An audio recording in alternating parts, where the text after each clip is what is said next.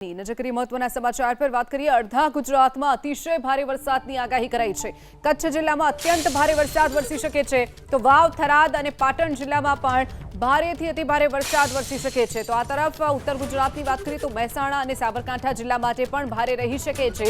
ખેડા, મહીસાગર, પંચમહાલ અને દાહોદ જિલ્લામાં પણ અત્યંત ભારે વરસાદનું અનુમાન છે। જે ચિત્ર આપ જોઈ રહ્યા છો કે ગુજરાતના નકશામાં જે લાલ કલરથી દોરવામાં આવ્યું છે તેટલા ભાગો માટે રેડ એલર્ટ અપાયું છે, એટલે કે અડધું ગુજરાત હજુ પણ અત્યંત ભારે વરસાદ અડધા ગુજરાતભરમાં વરસી શકે છે। કચ્છ જિલ્લામાં અત્યંત ભારે વરસાદની આગાહી છે। તો બીજી તરફ ઉત્તર ગુજરાતની વાત કરીએ, ઉત્તર ગુજરાતના જેટલા પણ જિલ્લાઓ છે તમામે તમામ જગ્યા પર અત્યંત ભારે વરસાદ વરસી શકે છે। તો આ તરફ આગળ વાત કરીએ રાજકોટની। રાજકોટમાં પણ ભારે વરસાદ વરસ્યો છે।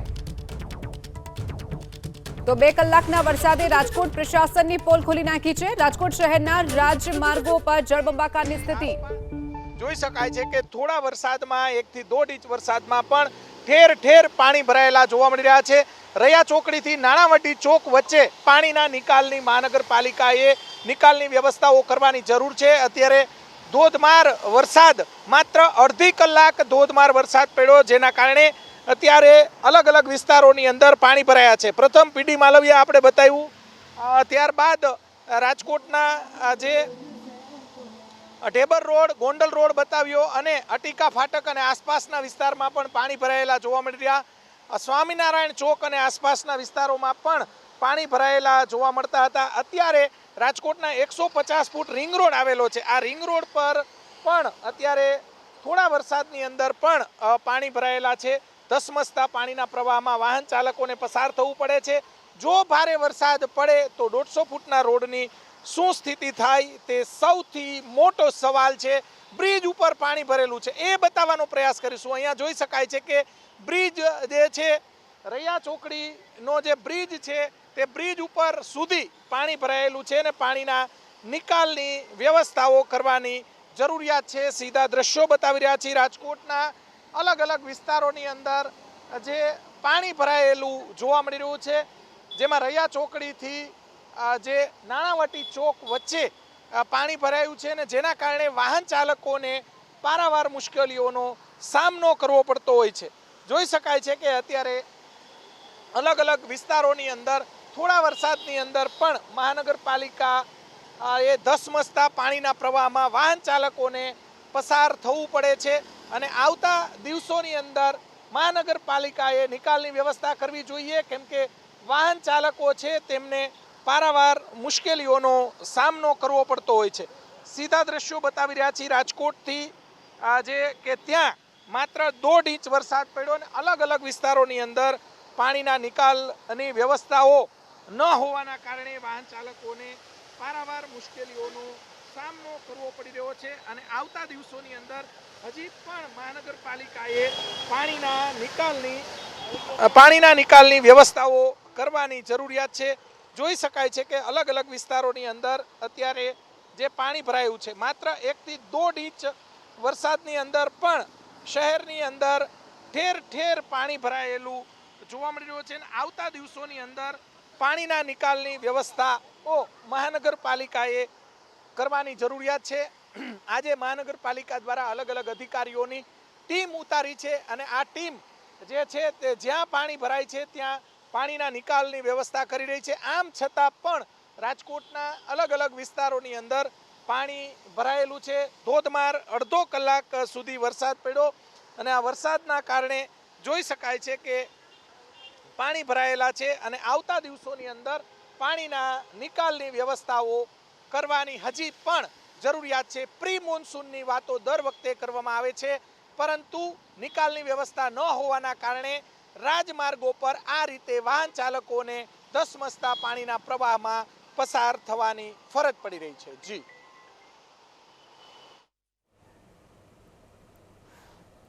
તો રાજકોટના આ દ્રશ્યો છે, જ્યાં રાજકોટ શહેરની અંદર 1 થી 1.5 ઇંચ વરસાદમાં પણ ઠેર ઠેર પાણી ભરાયા છે। અત્યારે જોઈ શકાય છે કે રાજકોટના હેમુ ગઢવી હોલ છે ત્યાં પાણીના નિકાલની વ્યવસ્થાઓ કરવાની જરૂર છે। જો ભારે વરસાદ પડશે તો આ નાળું પણ બંધ કરવાની મહાનગરપાલિકાને ફરજ પડશે।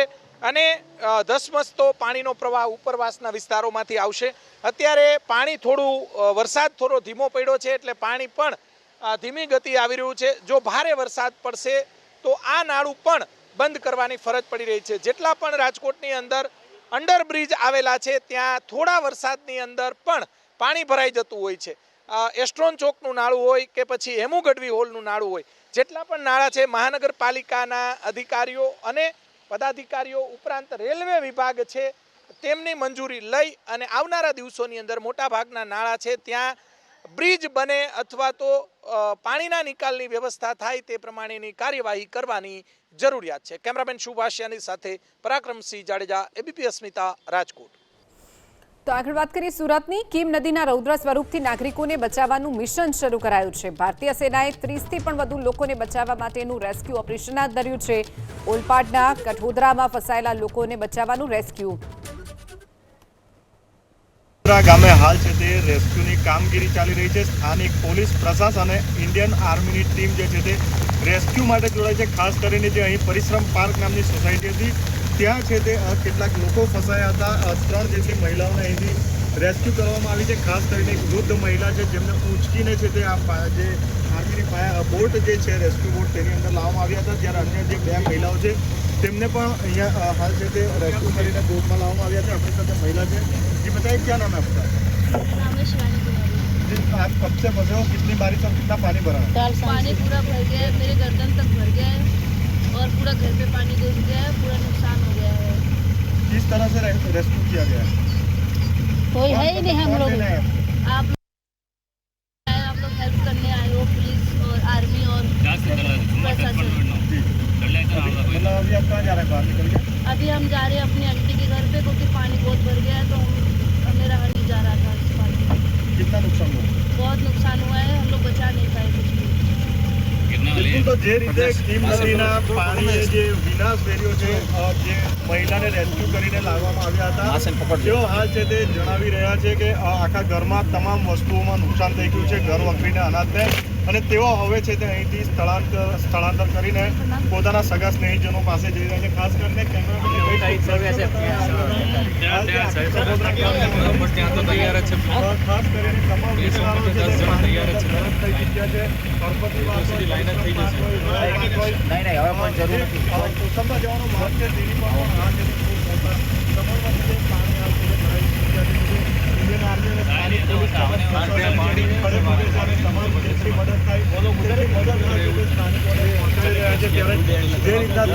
ઓલપાડ તાલુકાના કઠોદરા ગામના સામે આવ્યા છે. કીમ નદીએ છે તે હાલ છે તે આ વિસ્તારની અંદર વિનાશ વેર્યો છે.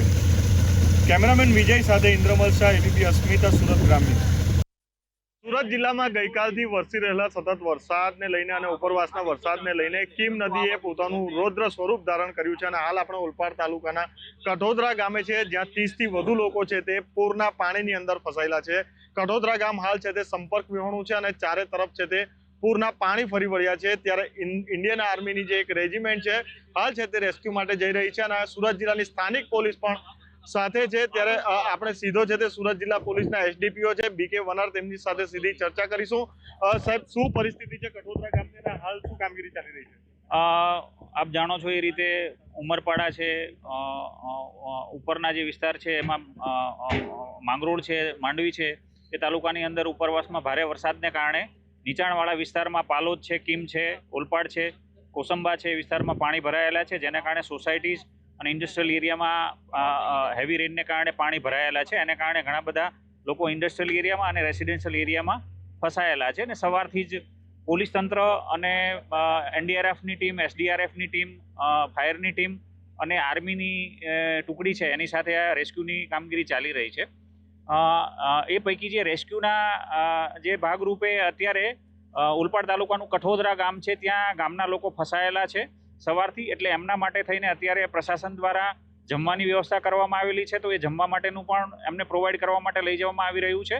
એ ઉપરાંત એમને રેસ્ક્યુ કરવા માટે થઈને ઇન્ડિયન આર્મીની એક ટુકડી છે એની સાથે બોટમાં અત્યારે એ લોકોને રેસ્ક્યુ કરીને પરત સ્થળાંતર કરાવવા માટેની કાર્યવાહી હાલ ચાલુ છે. સૌથી મોટો પ્રશ્ન એ ઉપસ્થિત થાય છે કે જ્યારથી ભારે વરસાદની આગાહી હવામાન વિભાગ દ્વારા કરવામાં આવી છે, પ્રશાસન, પોલીસ સહિત તમામ છે તે પ્રયાસ કરી રહ્યા છે સુરક્ષિત સ્થળે ખસી જવા માટે, છતાં પણ રેસ્ક્યુની કામગીરી એટલી ને એટલી જ કરવામાં આવી રહી છે. શું કારણ? આપ જાણો છો એ પ્રમાણે ગઈકાલ અને પ્રમ દિવસ રાત્રેથી અને બપોરથી જે પ્રશાસન દ્વારા, પોલીસ દ્વારા તમામ લોકોને ગામડે ગામડે જઈ અને જે જગ્યાએ નીચાણવાળા વિસ્તારો છે અથવા પાણી આવવાની સંભાવના છે ત્યાં એ લોકોને સમજાવીને ઓલમોસ્ટ ઘણા બધા લોકો છે એમને સ્થળાંતર કરાવવામાં આવેલું છે. એમને પોતાના ઘરમાંથી બહાર નીકળી જવા માટે સમજાવવામાં આવેલા છે. તેમ છતાં પણ કેટલાક લોકો છે એ પાણી નહીં આવે એવી માન્યતાને ધ્યાનમાં રાખી અને પોતે ત્યાં રોકાયેલા હતા અને જીદ ઉપર ઉતરેલા હતા. એટલે એમને અત્યારે હવે એ ફસાયેલા છે તો એમને કઠોદરા ગામની અંદરથી રેસ્ક્યુ કરવાની કામગીરી હાલ ચાલી રહી છે. બિલકુલ. તો જે રીતે જે એસડીપીઓ હતા બીકે વનાર સાહેબ, તે જણાવી રહ્યા હતા કે વારંવાર સમજાવવા છતાં તેઓ બહાર નથી આવ્યા અને તેઓને એવું હતું કે પાણી નહીં આવે, પરંતુ હાલની પરિસ્થિતિ જે બગડી છે અને તેને લઈને હાલ છે તે રેસ્ક્યુની કામગીરી ચાલી રહી છે. ખાસ કરીને ઇન્ડિયન આર્મીની જે 2 ટુકડી, એક અમદાવાદ અને એક વડોદરાની ટુકડી હાલ છે તે અહીં કઠોદરા ગામ ખાતે આવી છે. ખાસ કરીને આ સાથે સાથે જે જમવાની વ્યવસ્થા છે તે પણ કરવામાં આવી છે, કેમ કે ગઈકાલથી જ છે તે આ વિસ્તારની અંદર છે તે પુષ્કળ પાણી ભરાયેલા છે અને જે જમવાનું છે પાણીની છે તે ખૂબ જ જરૂરિયાત હતી અને તેને લઈને સ્થાનિક પોલીસ સાથે ઇન્ડિયન આર્મીની ટીમ અને એસડીઆરએફની ટીમ પણ સતત કાર્યરત છે. ખાસ કરીને જે કીમ નદીનું જળસ્તર છે તે હજુ પણ કહી શકાય કે નોંધપાત્ર વધારો થઈ રહ્યો છે, ત્યારે પરિસ્થિતિ હજુ પણ વિકટ બને તેવી સંભાવના છે. ત્યારે પ્રશાસનના જે ઓલપાડ પ્રાંત અધિકારી છે તે પણ હાલ છે તે ઉપસ્થિત છે અને જે બચાવની કામગીરી છે તે હાલ અહીં કરવામાં આવી રહી છે. ખાસ કરીને પોલીસની સાથે ઇન્ડિયન આર્મીની ટીમ અને પ્રશાસન પણ હાલ છે તે તમામ કામગીરીની અંદર છે તે જોડાયું છે. સહયોગી વિજય સાથે હું ઇન્દ્રમલ શાહ, એબીપી અસ્મિતા, સુરત ગ્રામ્ય. તો આ તરફ વસો ગામના મકાનો પણ પાણીમાં ગરકાવ થયા છે. ગામના લોકો પોતાના જ ઘરોમાં કેદ થવા માટે મજબૂર બન્યા છે. વરસાદનો વિરામ પણ નાગરિકોની હાલાકીનો અંત નથી આવી રહ્યો. વસો ગામના આ દ્રશ્યો છે જ્યાં વરસાદ રોકાઈ ગયા અને 12 કલાકથી પણ વધુનો સમય થઈ ગયો છે, છતાં પણ પાણી ઓસરવાનું નામ નથી લઈ રહ્યા.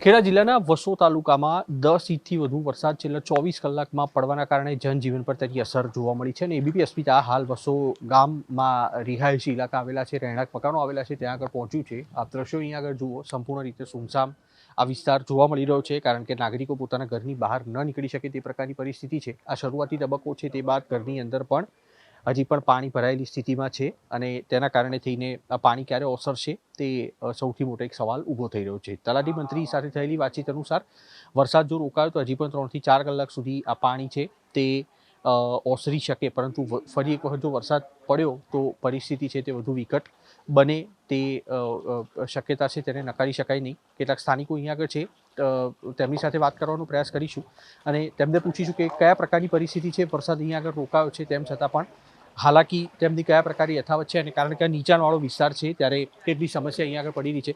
મોટાભાઈ, લગભગ આજ સવારથી વરસાદ બંધ છે. ગઈકાલ રાતે પણ અહીંયા આગળ વરસાદ હતો. આજ સવારથી વરસાદ બંધ છે, પણ મુશ્કેલી હજી એટલી જ યથાવત જોવા મળી રહી છે. નાગરિકો કઈ રીતના પૂરાઈ જવા માટે મજબૂર છે? હા, એકદમ જ બધું પાણી એટલું બધું આવી ગયું, કોઈને કંઈ સમજ ના પડી. અને રાતે પાણી વધારે આવી ગયું. રાતે વરસાદ જે પડ્યો એમાં ઘણું બધું પાણી આવી ગયું. તેમાં લોકોના ઘરોમાં પાણી ઘૂસી ગયા અને બધાને તાત્કાલિક રેસ્ક્યુ કરીને બીજે શિફ્ટ કરવા પડ્યા. અને જે પંચાયતે જે ગટરનું કામકાજ કર્યું બહુ સાવ બોગસ કામ છે.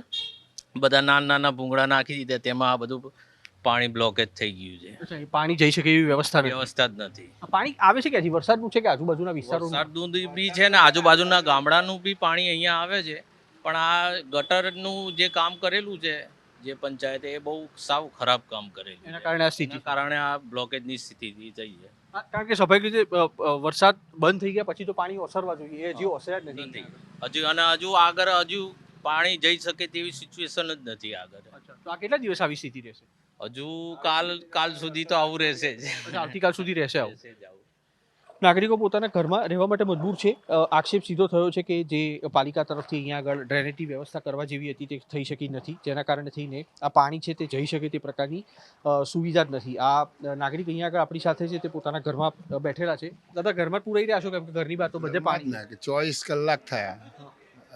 ગઈકાલ સવારથી તે અત્યારે સાંજ પડી ત્યાં સુધી. લાઇટનો પુરવઠો છે કે? લાઇટ છે, આવે જાય એવું.